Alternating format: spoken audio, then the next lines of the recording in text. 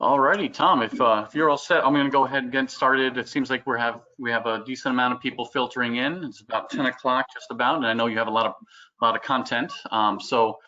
Thank you everyone. Good morning to join us on October 21st, 2020 for this important, very important presentation from Tom, featuring Tom Cronkright of Certified and Sun Title regarding wire fraud. I want to give a shout out to Susan Dondele and Sarah Whitby, our Maryland agency managers who kind of coordinated and got this all running up. So special shout out to them. If you as in the audience appreciate and enjoy this kind of content, please give them feedback so that we can provide more to them as well. Just a few housekeeping slides just before we get started. You are in listen only mode. But you can ask questions in the questions and chat boxes respectively. We're going to do our best to address all questions and comments toward the end.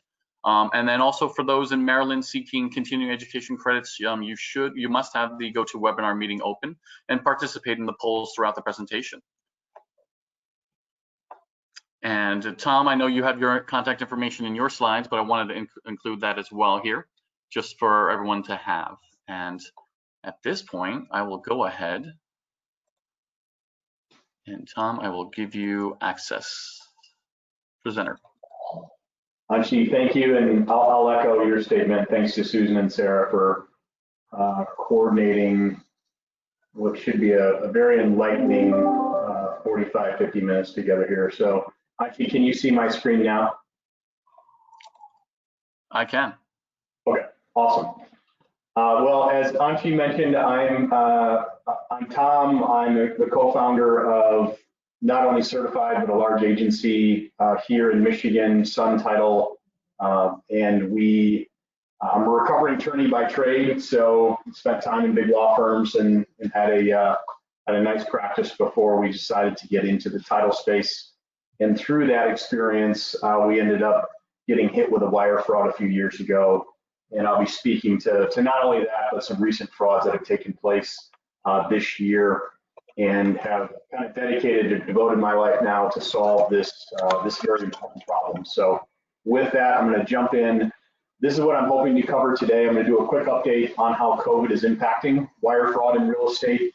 I'm going to provide some very specific examples of showing you how a fraud unfolds. All of them are real fraud, and all of them led to loss and successful recoveries. We're going to go through the fraud recovery roadmap. So should you or one of your customers fall victim to a fraud, what do you do? What is that pivot point to recover?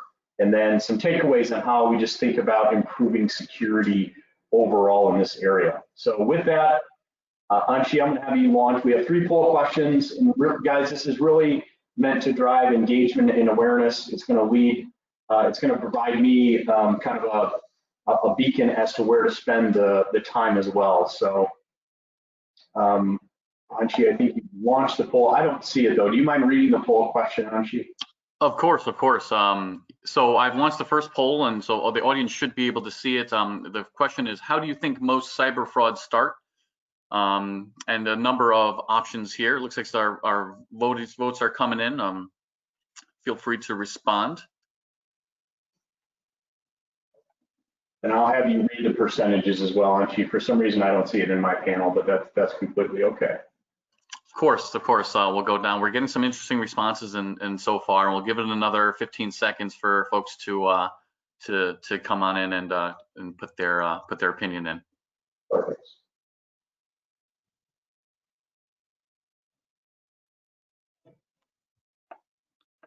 All right, I'm going to go ahead and close the poll.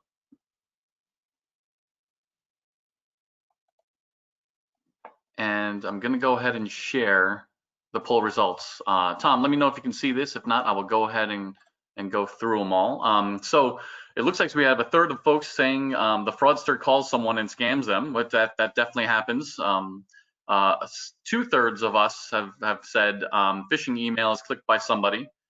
1/3 of us also believe that a fraudster hacks into a database, and then 2/3 of us also believe a fraudster impersonates or spoofs someone. So this is multiple answers allowed. I guess it's one of those kind of almost trick questions, if you will. It's all of these are absolutely possible, but I'm glad that we're recognizing that them. That is Yeah, the case.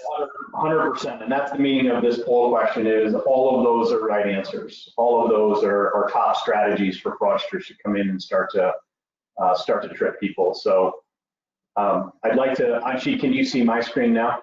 Yep, I've gone ahead and hidden the poll. Thank you. Okay, so know that 9 out of 10 times the fraud really does start with a phishing email, something that is typically geared towards someone in a transaction. Unfortunately, this happens more often with real estate agents or attorneys than it does with the title company or the escrow company being exposed. You can see here in light of COVID, everything is just on the rise in a pretty significant way. So the number of accounts that have been hacked, the number of BEC scams is up 70%, and just the number of hacking reports is up fourfold. And this is all over last year. Predicting that next year or this year will probably double the amount of loss in the industry due to wire fraud. New phishing site launches every 20 seconds.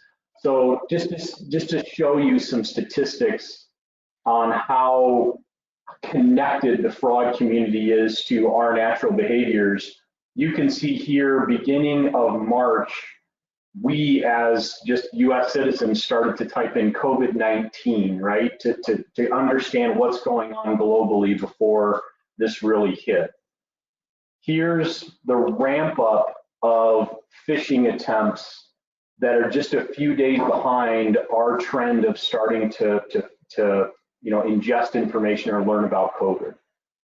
And then you can see here how COVID phishing scams have just increased exponentially. And I think you could probably determine where March 15th lands on this grid to the right. So every time there's this disruptive movement or this opportunity, they're there within hours or days or weeks. They're not months or years behind. Phishing leads to wire transfer fraud, what we call wire fraud. There's almost a one-to-one correlation. And I'll get into that and show you examples of that. But you can see here where 2 billion in loss. This is 2019 data. Like I say, the FBI, I got information that suggested they received as many complaints as of July of this year than all of 2019 coming through their IC3 reporting funnel. And you can see the losses as they relate to just financial losses in the US, and we'll have that continued rise, unfortunately. And then here's the claims history that insurance companies, these are E&O, these are cyber, not underwriting insurance companies, starting to see around the issue of cybercrime and financial loss, wire fraud loss. So here's an example of phishing. So if you think about going back to when COVID started and everyone needed to start to work from home, and we either went to Teams or we went to GoTo like we're on right now, or went to Zoom, a lot of that was new for the industry. So unfortunately, fraudsters, knowing there was this pivot, they registered over 1,700 new domains the first few weeks of COVID being started and ran phishing campaigns that look like this. So if you think about it, here's an example of something that looks very legitimate. The logo of Zoom is there. Think of this as like the first time your employee has been asked to sign up for Zoom. They don't know anything different. They click on it, and there's something called a PUA, or a potentially unwanted application, that actually would write into the computer or into the network and then start to take things over. So it's really kind of scary and unfortunate, but this is the type of level of phishing that we're at right now. It's not the Nigerian prince emails with all the misspelling and this and that. They have full teams where they're developing the quality like this to get people to act. So brand impersonation is the top phishing strategy. So know that 66% of all phishing will have some display name that looks like a trusted name. It could be Amazon, that could be Microsoft, it could be your title company, it could be a lender, and then 22% of the display name is a deceptive individual, right? So you've got a vast majority of like trusted company, trusted name that it looks like it's coming through. And then business email compromise typically generates from some type of a free web service, even though they're masking and making it look like it's coming from, I'll use my title company, Sun Title, it's actually being routed through a free web service. And no surprise, Gmail kind of leads that platform that they use. Gmail is just so ubiquitous. There's so many servers that kind of whitelist Gmail. That's why it's used. It's free, and it passes through a lot of the initial screens and filters that we have on our organizations or should have. So you can kind of see what those networks look like. And then domain registration. So if they're spoofing you, if they're spoofing the lender, if they're spoofing the real estate brokerage, are they registering a domain or are they doing a copycat? And a lot of times they will register a lookalike domain. So you can see they'll go into the open registry. We've had domains, Sun Title, where the L was swapped out for an I, or there was a dash, or they're using, some type of variation of our name to make it look very similar. So not only do they set up a domain, they set up a web service that supports that new kind of lookalike domain. So if at one point here, if you haven't, go ahead and register every iteration that you can think of your actual company domain. The registrations are cheap, they're nothing to service. And while you can't conceive of every possible iteration, there's some easy ones to think about there that you should do. We have hundreds really literally registered across our brands that we manage.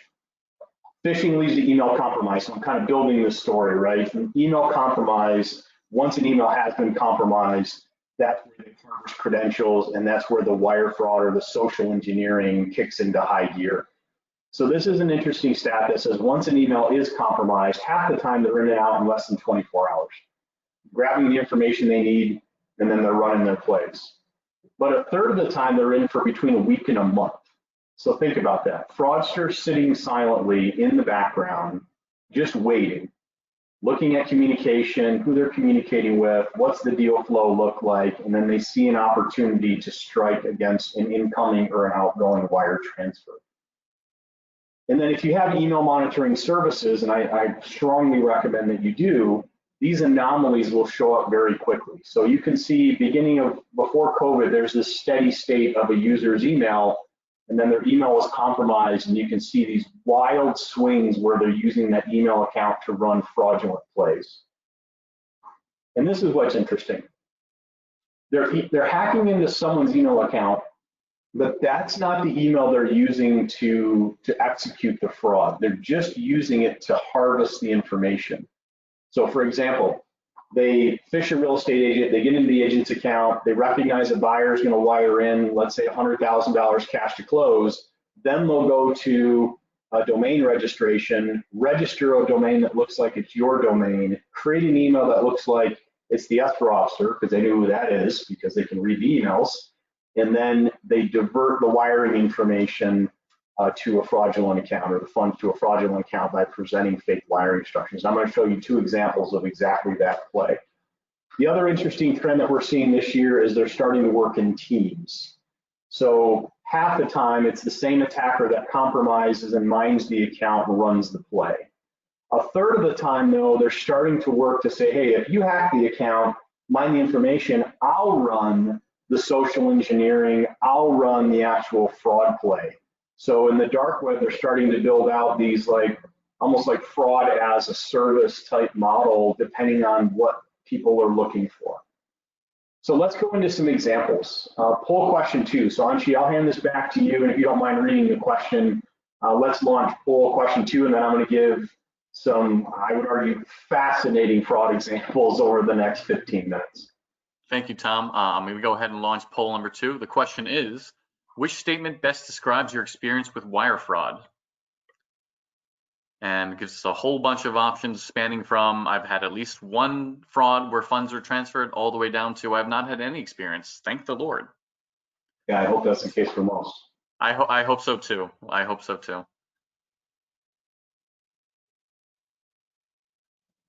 And I'm seeing a number of responses coming through. We'll give it another 20 seconds or so.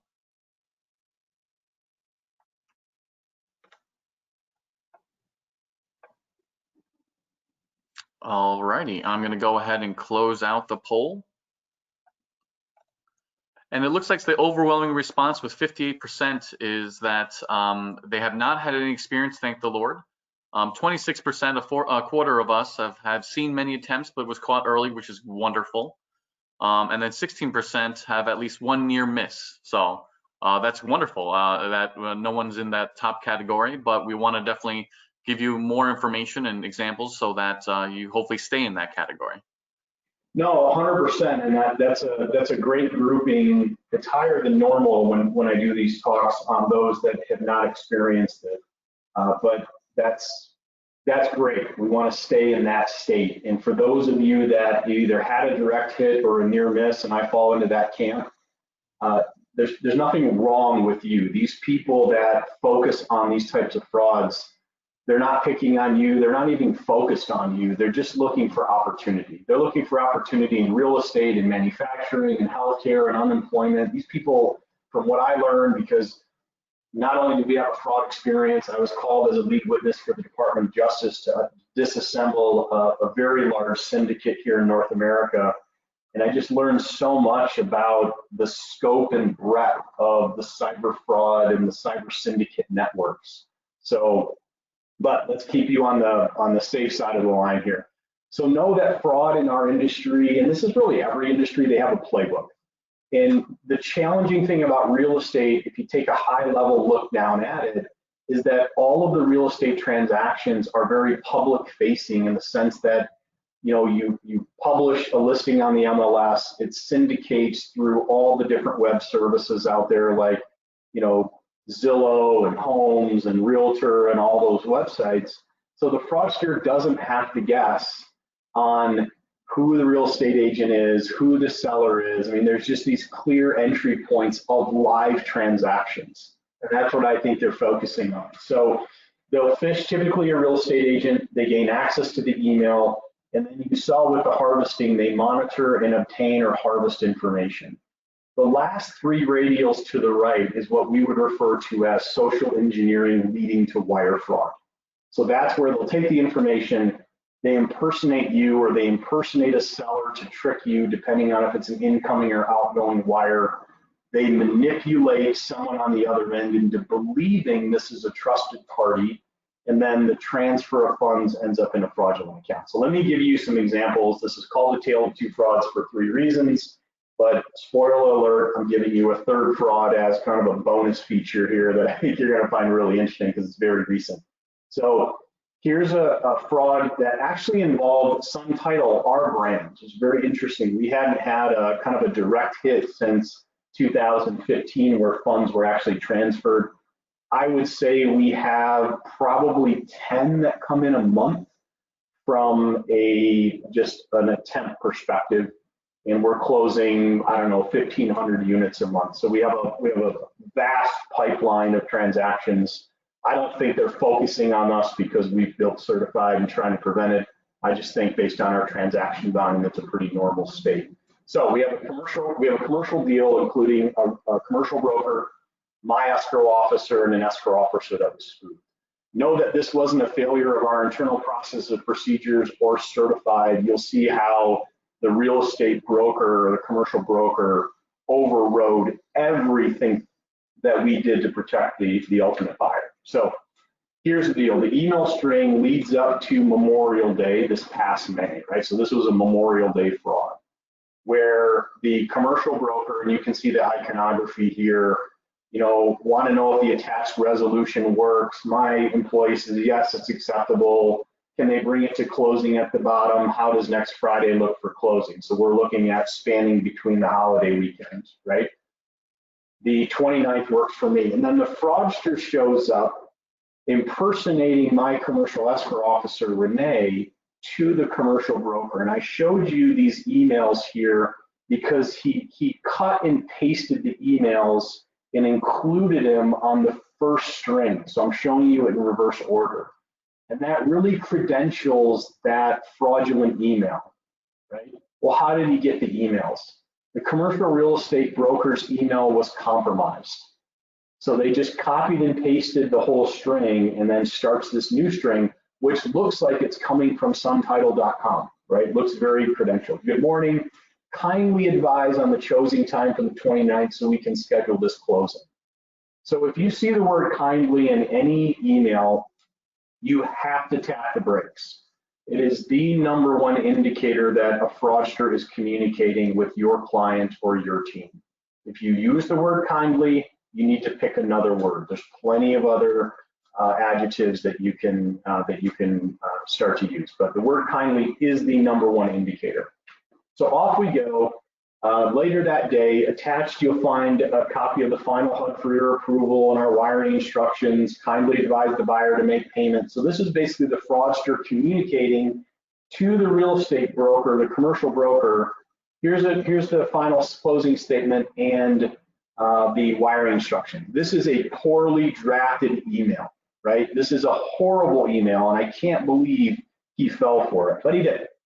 And then here are our wiring instructions. These are very good. So they took our logo. If you do a search for your company name in Google and go to images on the top bar, you will find your logo that can easily be copied, okay? You can also just copy it from somebody's website. So this appears to go to Sun Title Agency at a Chase account in New Jersey, okay? We don't have an account at Chase. We certainly don't have one in New Jersey. So here's the fraudster again. On the Friday, this is Memorial Day, the Friday preceding Memorial Day. Kindly advise when we receive the wire since we don't have the buyer's contact. And what he realized was, hey, the title company wasn't in direct communication with the buyer. That's a very keen observation. And that the commercial broker, and it's typical with attorneys and brokers, they want to control that whole relationship, is that you're advising them. So make sure that you tell them to get the money out so we can close on the 29th. And then here's what the commercial broker said. I reviewed and gave the buyer the letter you furnished and the wiring instructions. So basically what he did, and he admitted this, he printed off the closing statement, he printed off the fake wiring instructions, he met with them in person and said, hey, I've reviewed this, I'm communicating with the title company, you need to wire the money out today. And that was the override of everything that we were trying to do with the buyer, because we provide buyers with fraud alerts and how wire information was going to come in. And here's the deal, the buyer never intended to wire funds, they were always going to bring a certified check in. They never intended to wire funds, okay? So back to the story, hey, fraudster, to the commercial broker impersonating my employee, thanks for the update, have a nice weekend and holiday. Just a very social email. You're starting to see them get more kinetic in their language, right? And the word holiday shouldn't be capitalized, but still, it's an easy email. And then on Monday, the fraudster shows up and says, hey, good morning, commercial broker, happy Memorial Day. We're closing another property today, and the buyer already wired the purchase amount. So this is where the fraudster got it wrong, meaning this doesn't make any sense. One, it's a holiday. Second, the reserve is closed.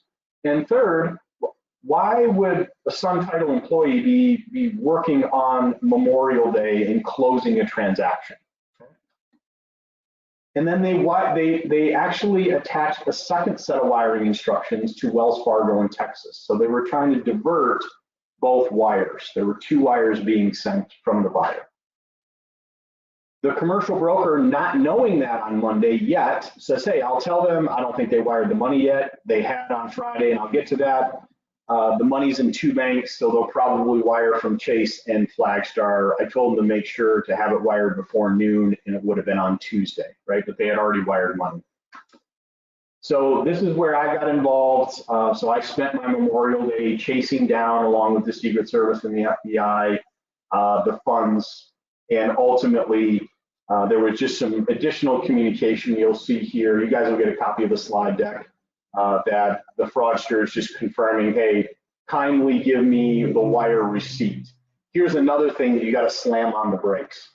If you have somebody asking for confirmation that funds are sent, and sometimes this is legitimate, right? I got a split closing, I'm paying off Goldman Sachs on a commercial deal, whatever it happens to be, there could be a reason why they're asking for it. But you can't just automatically give it to them. You got to take a hard step back and say, okay, am I communicating with the right party? So what happened here, $54,000 was wired on the 22nd, which was Friday. How did they do it? The fraud originated out of Nigeria.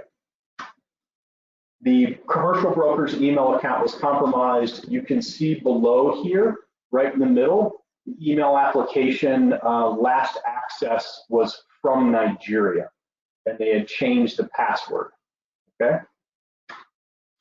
Then they took over a webmail services from a salon and day spa just outside of Toronto, southwest side of Toronto. And the reason why they did that is it would avoid detection that it was an email coming from overseas. Okay, so they found this, and the salon and day spa wasn't involved at all. They didn't even know what was going on. Okay, and if you analyze one of the emails from the fraudster that was impersonating us, and if you ever want to analyze an email header, it's fascinating. You go into Outlook and you go to info, and at the bottom you'll see properties.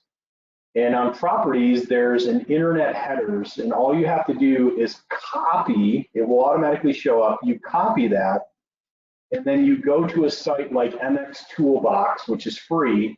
Over to the right, it says email header, you paste it in there, and you're gonna get a treasure trove of information as to actually what's going on. So here's what's going on in a single email, okay? It looked like it was going to a Yahoo account but it was actually going back to this return path, the for you at La Vida Salon and Day Spa. But if you look down further, the from, the Renee at Sun Title actually showed up when you hit reply. So as the broker was replying to the email, it looked like it was going back to Sun Title, but it was actually being routed to the salon and day spa. And then down on the bottom, they had a forwarding rule that any email that was going to the broker's account was actually being forwarded to Ablalanta09@gmail, the fraudster. Okay, that's the fraudster. So then we took the IP address of where the origination email was coming from, and that was switching out of just west of Wichita. So just the communication alone started in Nigeria, routed through a mail services in Toronto, then hit a node in Wichita, and then ultimately here in West Michigan, okay? So the result of this, we were able to, by 11 o'clock on Monday, confirm that the funds were frozen. And what was interesting is when we froze those funds in New Jersey, other title companies, at least one other title company had been defrauded and their funds were sitting in that account, they just didn't know it. So we ended up getting kind of a 2-for-1 when we froze that account. So, and guys, if you have questions as I'm going through these, like Anshi said, put them in the questions profile, or the questions or the chat box, and we'll get to those. Okay, fraud number 2 is a buyer cash to close scam, very similar to this, but on a residential deal. So here we have the buyer, an escrow officer, and a title company. What happened was the title company got spoofed because ultimately the real estate agent's email had been compromised. Okay, so it starts out with the title company providing what is a really good notice to the buyer about wire fraud and what to watch out for. And it looked like this. This is the actual notice by way of email. Then the buyer acknowledgement, where they're actually having them sign and date, and then they call them back. I mean, this is a very heavy process from just a labor perspective, but they go through it, and there was confirmation that ultimately the buyer signed off, and there was a verbal exchange that took place on the telephone, documented on the bottom, right? But then the fraudster shows up to the buyer, impersonating Carly, this escrow officer, but you can see the email admin@pay0f.com, right? And that would be hidden on most mobile devices, where it says, hey, Nicholas, who is the buyer, to avoid closing delay, you're to wire 23,706, cash to close today. Any excess funds will be refunded to you in the form of a cashier's check. Please plan on bringing 2 forms of ID. So they thread in, I mean, some other like legitimacy around the closing. Please reply to this email to confirm receipt so I can provide you with our trust wiring information. So because the buyer was read into that risk and because the buyer was prepared, he was suspicious and ultimately called the title company and the fraud was averted. I will say this as to any form of wire fraud and awareness. If you're not educating the buyer when you realize who they are, and I know real estate agents and attorneys are not the best at giving us like a full profile of like full name, email address, phone number, that stuff kind of lags, but it can't lag anymore.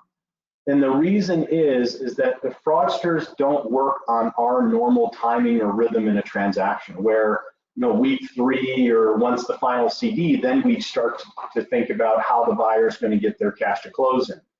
The fraudsters are notorious for saying, I don't care about that. I don't even care about if they're intending to wire funds in the first place. We're going to make up an excuse, look like it's coming from the title company, and I'm going to get them to wire the funds today, 3 weeks before closing, right? And that was the example that I just showed you.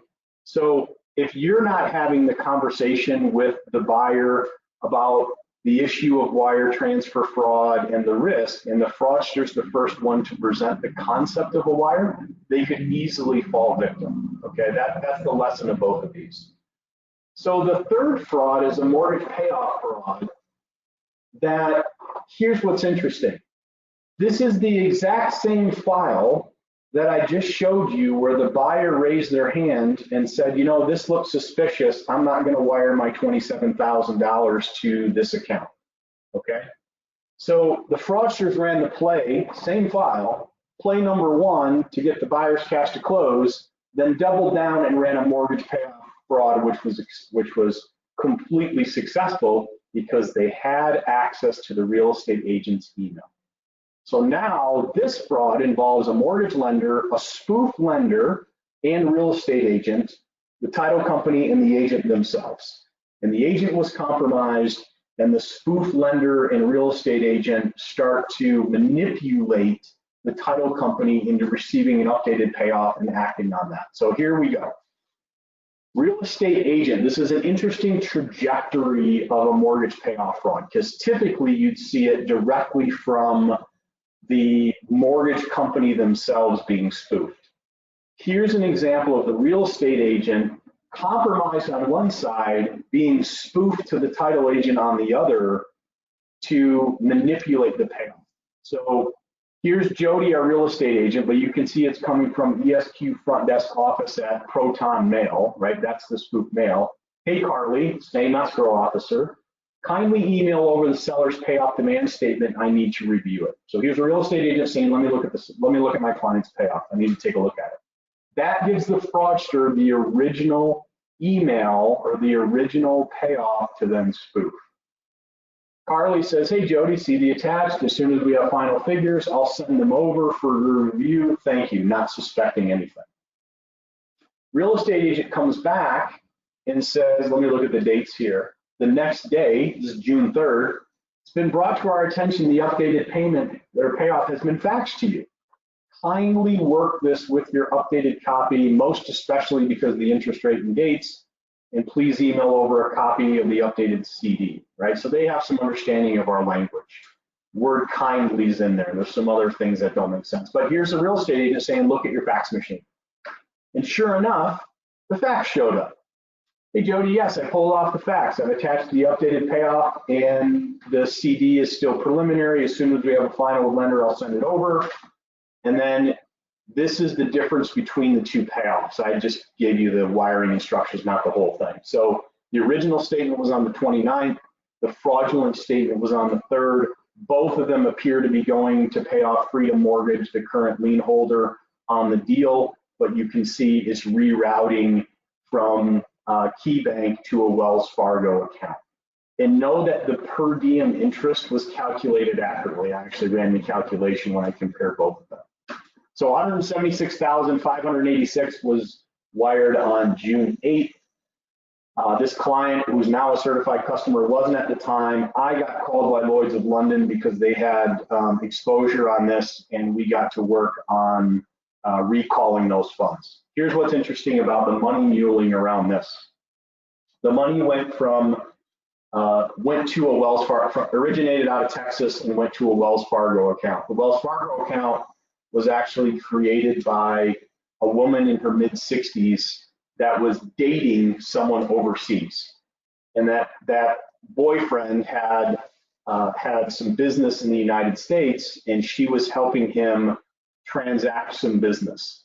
So she actually walked in and created a Wells Fargo account in Spokane, Washington. Was instructed that day that when the money arrived, because wires are immediate, to pull out a $100,000 cashier's check and express mail it to him overseas. And then the next day she was going to pull out the remainder and was instructed to overnight that to a different location. We seized what was left. We seized basically the 76,586, but the $100,000 check had been sent. We coordinated with Secret Service, and the postmaster actually intercepted that envelope and redirected it, and the title company will have a full recovery.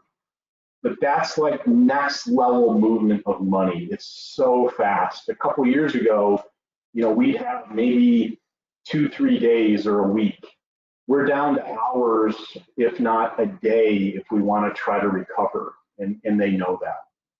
And then we recently released a white paper just surrounding wire fraud in the real estate transaction of the real estate industry. And all I can say, and I'm not giving legal advice, but as an attorney, if there is a loss, expect to be named if someone isn't made whole. You can see the different claims that are levied against pretty much everyone, the banks, the title companies, the real estate agents. And if it's a consumer, if it's your loss and you think the bank is responsible for doing a match or protecting you, you will absolutely lose. Look at the O'Neill case. There was a recent case in the Alta legal update where these banks are just saying, look, garbage in, garbage out. I'm going to verify that you're one of the signatories on the account. And if you're telling me to wire money out of your escrow account to the Bank of Nigeria, I'm going to wire to the Bank of Nigeria, and we're not going to be liable. We're not in the business of confirming who's on the other end of that wire. That's what the bank is saying. But the consumer side is different. The consumer side has a standard of care. The consumer side has a duty to educate and protect them. So I've sat in rooms where I've just heard statements like, if they're dumb enough to wire to a fraudster and fall victim to that, that can't be our responsibility as a title company or a law firm. You're just wrong. That statement is just wrong because courts don't see it that way. So I don't belabor this point. All right, funds recovery. We're making good time here. Anshi, let's launch the next poll question. Sounds great. Launching that third and last poll question. The question is, which statement best describes how your company thinks about wire fraud protection? It gives you a bunch of options here. Sorry about the typo. It's how your company thinks about wire fraud protection. And we'll give a few moments here for folks to enter in their responses. Responses span from our people keep us safe by being vigilant in their work, all the way down to the risks are too high. I wish we did more to protect. Pretty equal dispersion. I'm sorry? A pretty equal dispersion. Currently, yeah, coming in, we have about 73% of votes coming in. We'll give it another few seconds here for people to cast their last minute votes. And I will go ahead and close out the poll. And I'll share with everyone the results here. It looks like it's about a quarter of us, 25% have said our people keep us safe by being vigilant in their work. I'm sure we're all proud of our staff, which is wonderful. And then all the way to the bottom there, 35% say the risks are too high. I wish we did more to protect. So I think it's a kind of even disbursement here, spanning from different sentiments. No, and thanks for the candor, guys. I agree. I always fall into the last camp. We're always looking for our operation to do more. What layers of insight? How do we optimize those insights? How do we think about when this issue of fraud prevention or education is sitting, and where can it be presented, and how is it presented? And are we frankly exchanging the information and the awareness that we know can lead to higher engagement, and higher engagement lowers risk, right? that's just a formula that you have to adopt. Hire, educated and engaged employees, referral partners, and customers. Create this ecosystem where, it's a see something, say something. I know what I'm looking for. This looks out of the ordinary. I need to raise my hand before I just start to wire funds. And I think the challenge is this. I was in an interview recently, and this idea of like, how has COVID really impacted the industry at a higher level? Before I get into the wire fraud recovery roadmap, the perspective I gave them was what I call COVID fatigue. So our employees, and I'll speak to myself and our employees, I mean, my whole family had COVID, and my dad just recovered from it. I gave it to my business partner, so he was out. Like, we had a tough, middle of summer. At the same time, we're wrestling with how to stay compliant. I'm in Michigan, so we had some of the tightest gubernatorial orders around shelter in place and distancing and just lockdown, frankly. How do you navigate what has been the most challenging year of all years combined? I mean, Great Recession, that don't even compare to what this year has. And when you're just in this kind of vice of stress and change, and you can't get it back into your normal rhythm of life, it starts to take a toll, right? It starts to take a toll on your employees. It starts to take a toll on your referral partners. You layer onto that no inventory exists, but yet everyone wants to move out of their house because there's not enough room. Then now you start to have this pressure point with your agents and your lenders. So everything kind of just cascaded by August, September of this year. And on a year where we should have more capacity and be on our guard's actually lowered because there's so much change. So, hey, consumer, first-time home buyer, yeah, I can blame everything on COVID this year. I guess the wiring information changed. I guess I can rely on that now because, this is a change year. So go ahead and wire the funds. An escrow or disbursement officer, yeah, it looks like there's an updated payoff because it took forever to get the first one. At least I have this one now. I just want to get this deal off my desk. Let's close it because the agent's screaming at me. So just be aware of that. I mean, that's just what it is right now. And I think it's led to what will be a historic loss year, unfortunately, because we're just taking on so much. And believe me, the last thing you want, because most of you haven't experienced it, the very last thing you want this year is a wire fraud. It's just like the number one thing to avoid. So what happens when you learn or you learn of through a customer that a wire has been diverted? So I'm giving you a step-by-step guide, and we'll also backfill this with a link to our white paper called When Minutes Matter. I encourage you to download that because it provides more detail than I'm giving right now and a list of all of the FBI field offices in your area to make direct contact with. So the first thing you need to do is you need to initiate what's called a SWIFT or just a fraud recall notice. They might not all be going through the SWIFT system, but you got to notify the bank and say, look, I think this was fraudulent activity. You need to freeze those funds. Because the funds always go from one account to another account. And then from that account, the fraudster will pull out certified checks, will pay off credit cards, will convert to cryptocurrency, will wire to other banks. I mean, once it lands, and it starts to transfer into either other forms of currency or it goes to other banks, it's much harder to recover, right? The other thing you got to do is go to the IC3 and file a complaint. And I'll show you what a complaint looks like next. So the IC3.gov is kind of the top of the funnel for all cybercrime reporting in the United States. It's managed right now by the FBI. Behind the scenes, they will take that information and they will start to administer a recovery sequence, but they will never contact you. You'll never get a response back from the FBI when you file an IC3 complaint. It's kind of crazy, but that's their policy. So what's one look like? So here's an example of the payoff fraud that I mentioned. So you'll have like, who are you? What is your company name? What's your name? What's your business name? The address, that's kind of page one, the email address. At the bottom is, do you have an IT point of contact or other business point of contact in case they do want to contact you? It would be very rare. The next is tell me about the wire transfer. So what was the amount? Was it sent? Here's the date. The victim bank name is your bank, right? The city where it's located. So, generally maybe it's, New Orleans, or you don't have to have the actual address, but you do have to have the state. The victim name on the account, so that's your company name. What is the account number? And then where did it go? The recipient details I'm providing there, right? In that case, I showed you it went to Wells Fargo in San Francisco.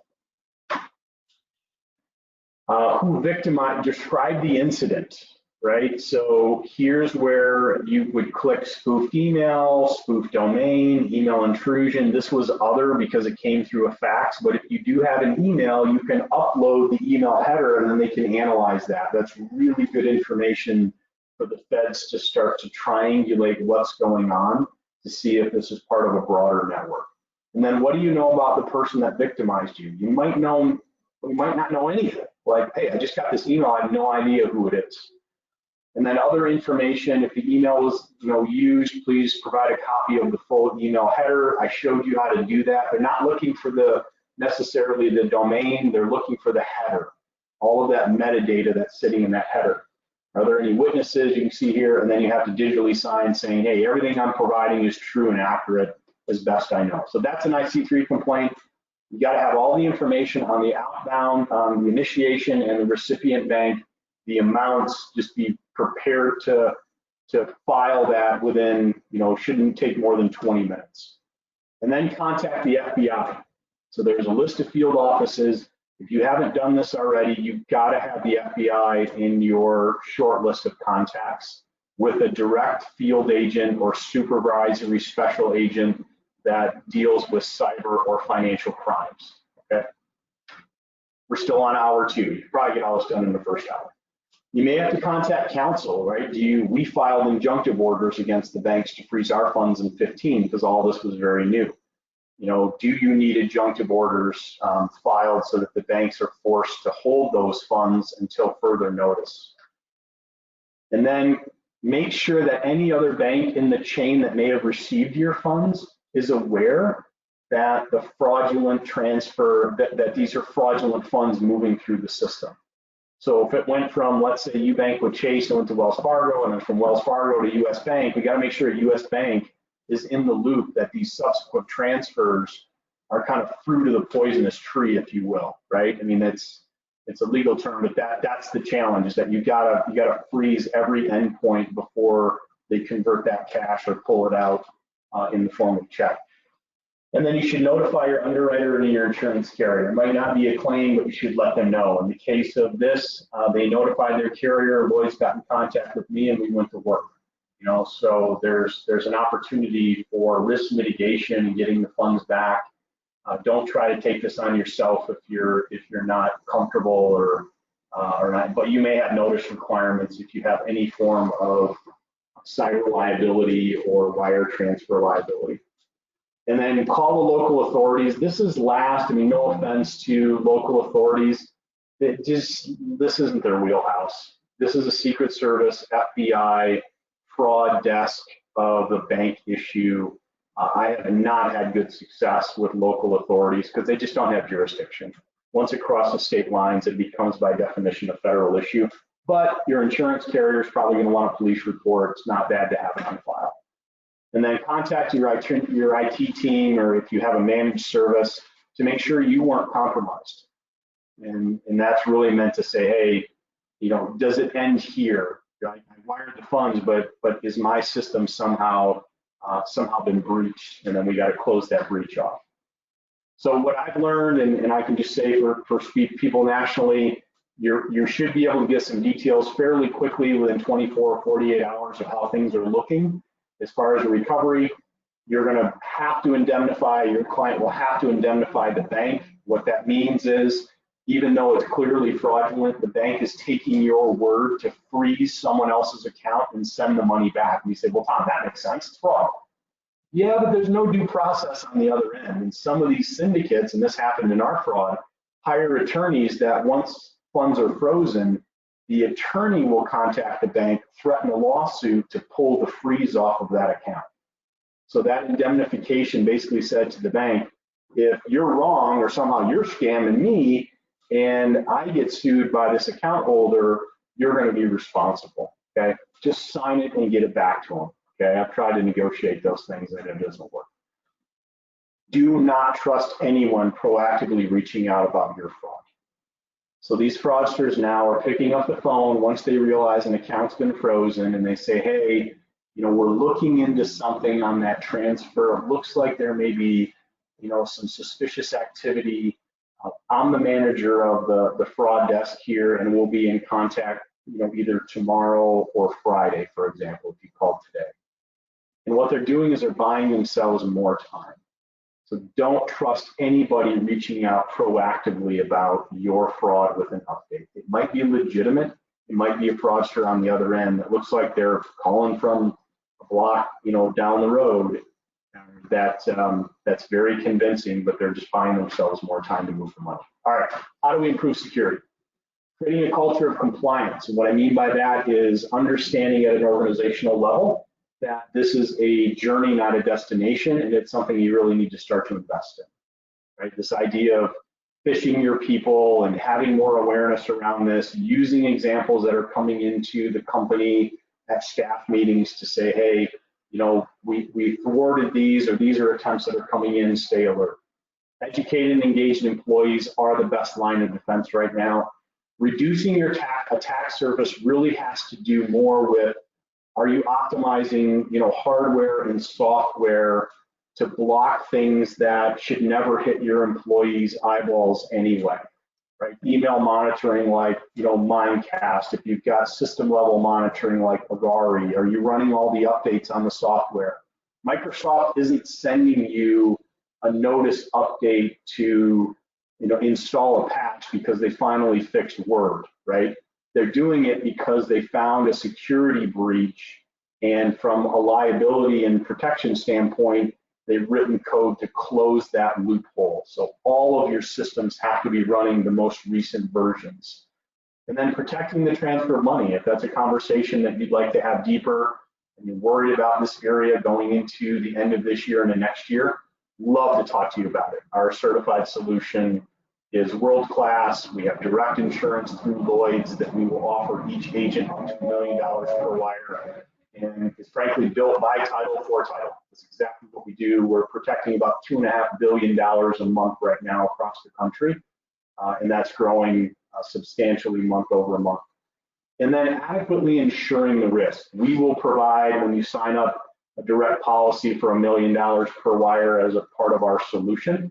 But you should also be aligned with somebody that specializes in professional and cyber risk to adequately protect you. And somebody that understands the endorsements of social engineering, electronic funds transfer, data breach, all these different things now. And look, we sell insurance. We should be buying insurance. I click every single box I can possibly get because I figure, you know what? Insurance is a way to lever this risk to a third party. Yeah, I pay a premium, but from what we see, it's well worth it. And then positioning yourself to win to do that. That's what we do with our customers is once you sign up for certified, you have a whole go-to-market strategy where you can go out and gain more business from brokers and law firms and lenders because you're doing the work. You can say we protect you at a higher level. So additional best practices, this is a little more technical. So if you are working or you do have an internal or an external IT team, this would be a great slide to hand them. I won't go through these one by one, but these are more of the kind of security best practices. I strongly recommend the second one. Anything email authentication protocols and multi-factor authentication, I think that's third from the bottom. If you don't have multi-factor authentication, Anshi and I were talking about this. Two-factor authentication on your email, on your Insta, on Facebook, on LinkedIn. What that means is you go into account settings, you go to security, enable multi-factor or two-factor authentication, and then every time you log in, you'll get a code on your phone or through a special app. And that would, even if a bad guy's in an account, it'll automatically kick him out when he goes to get back in. and then keep them out because it sequences a unique code each and every time. Or you can link a device so you don't have to do it more than once a day. But and then train your agents to do the same thing, right? I mean, if their email is more secure, you're more secure. The customer is more secure, right? If you're using these technologies like certified and email monitoring and this and that, I mean, you're more secure, so they're more secure. So it's not just you, it has this network effect of security that you can enable and empower. But multi-factor authentication is single-handedly the easiest thing you could do that will provide the greatest amount of lift, and it's free. That's the other thing. These things are all free. Love this quote. I really think it summarizes this year. It's not the strongest nor the most intelligent. It really comes down to adaptability. I had a talk yesterday with a large group, and I basically said, you know, change is optional until it isn't. And I think that's the year, and that's the, you know, I think next year, as I look as an industry participant, there's never been more fog in front of the glass. It's just a really challenging landscape to start to think about how we navigate the next 12 to 18 months with now resurgence and election. There's just so much. But we do know that I have a mentor that says, never let a good disruption go to waste. So there's always opportunities as something this significant in our lives and our careers. The people that are thinking about this from, you know, a pragmatic and an opportunity perspective. I'm not suggesting COVID's an opportunity. I'm suggesting that looking at this and how you can become a better version, more secure version of yourself as a company, I think will pay benefits in the long run. So as Ashi mentioned, I am very active on LinkedIn. So if we haven't connected, send me an invite. We're constantly posting things that that can provide value, from links to articles to just to overall information. So with that, actually, I'm going to hand this back over, and if there's any questions, we'll certainly take them right now. Thank you again, Tom, for that wonderful presentation. I know you put a lot of blood, sweat, and tears. It seems like I've at least experienced this with it, so I'm glad that we're able to learn from you and hopefully thwart those bad actors before they get us first. So I'm looking at the questions in chat box. They are empty right now, so you've left them riveted. I know either that or they're the wheels in the head are spinning just in terms of how they can protect themselves. I did have a few questions that I wanted to ask in the last little 4 or 5 minutes that we have here. It seems from my experience, I'm an older millennial generation, so I'll admit that right there. So I've been, you know, I like to think that I'm pretty tech savvy. You know, multi-factor authentication on all social media, you know, emails, things like that. And you know, I've also woken up in the morning and said, hey, somebody tried to attempt to access my email from Canada overnight, and I wake up and I say thank God there's multi-factor, because they couldn't get in because of that. They weren't able to access my cell phone and type in a code or do an authenticator. So I think just at the base level, that MFA concept is going to be ubiquitous. I feel too in the past 10 years, in terms of scams and actual bad actors trying to get money from people in general, not just wire fraud, we've kind of crossed the boundary of just straight brute force intrusion attacks to get your data, to get into your bank accounts, to now what's warped into more of a social engineering. What these bad actors are trying to do is they're trying to get you unknowingly to do exactly what they want, which is scary because you A, don't know about it or don't realize it, and B, it leaves you vulnerable for future attacks. And I don't know if you know anything about the statistics wise, but I guess my question is how often have you heard that people who are subject to an attack are attacked or repeatedly happen? Like, you know, could there be an agency out there that, you know, maybe, I mean, hopefully with wire fraud they would know, but would they be more vulnerable to future attacks because they've already had one once? Yeah, normally what you see, that's interesting, and I'll agree with you. The brute force that's just too hard. It's easier to trick somebody after they've fished and they're in someone else's email, right? So if they can monitor that transaction activity, the ability to trick someone else in the deal it's a simpler point of entry. We have heard cases where We had one recently here in West Michigan where a manufacturing firm was spoofed and they wired over $1 million to a vendor. And then within 2 weeks, 5 other attacks hit that same profile of the manufacturer.